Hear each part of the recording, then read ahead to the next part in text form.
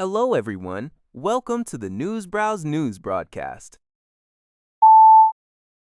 According to the Liberty Times, a New York Times report cites unnamed U.S. officials stating that China may have provided Iran with shoulder-fired missiles in recent weeks, although intelligence has not confirmed the equipment's delivery or its use in the ongoing conflict.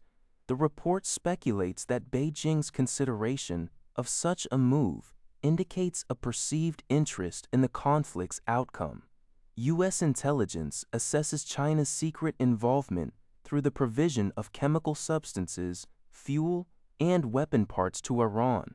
Shoulder-fired anti-aircraft missiles, manpads, are capable of downing low-flying military aircraft. This potential arms transfer, if executed, would significantly escalate the situation and suggest high-level Chinese efforts to see U.S. forces defeated in the Middle East. Meanwhile, U.S. intelligence has also confirmed that Russia supplied Iran with special satellite intelligence to assist in attacks against U.S. vessels and other military or diplomatic facilities in the region.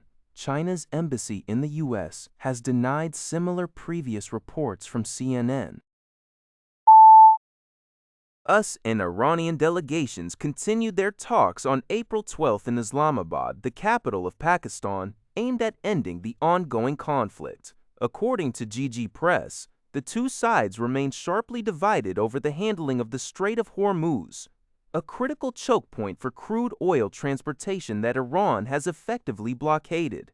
The discussions, which began the previous afternoon, April 11 local time, proceeded intermittently with breaks extending beyond 8 hours.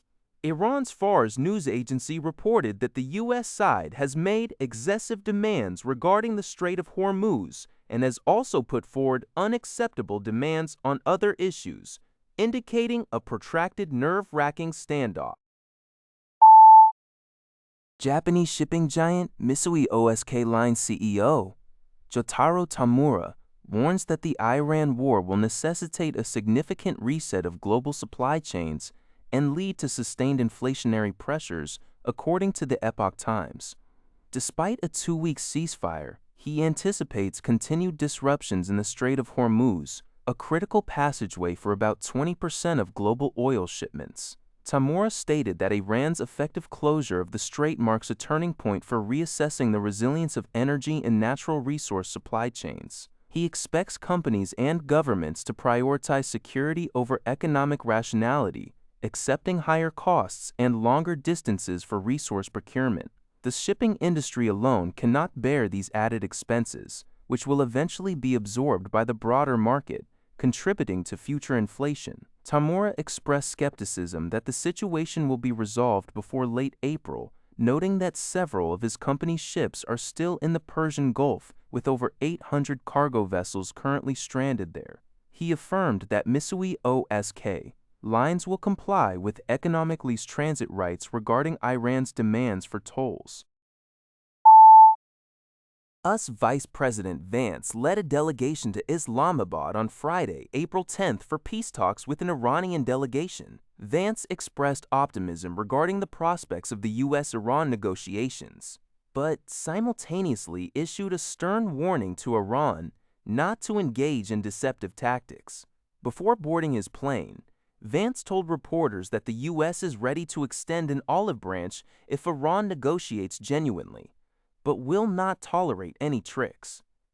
This crucial meeting follows a last-minute 2-week ceasefire agreement between the U.S. and Iran, where the U.S. and Israel agreed to a halt in hostilities, and Iran committed to fully and safely reopening the Strait of Hormuz.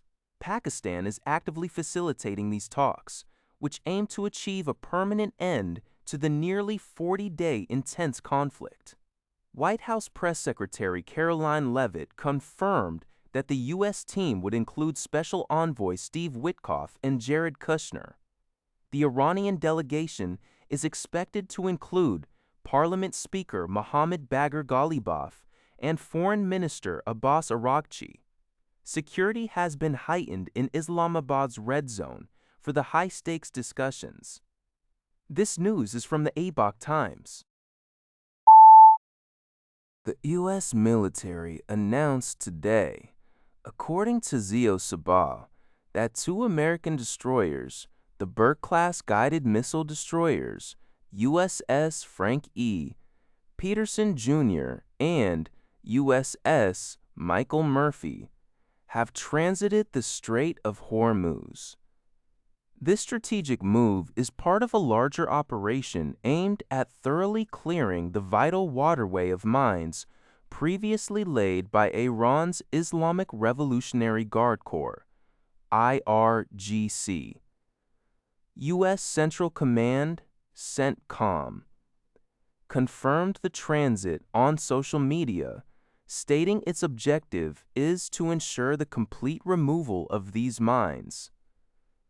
CENTCOM Commander Brad Cooper issued a statement affirming that the U.S. is opening new shipping lanes and will soon share these safe routes with the shipping industry to facilitate the free flow of trade.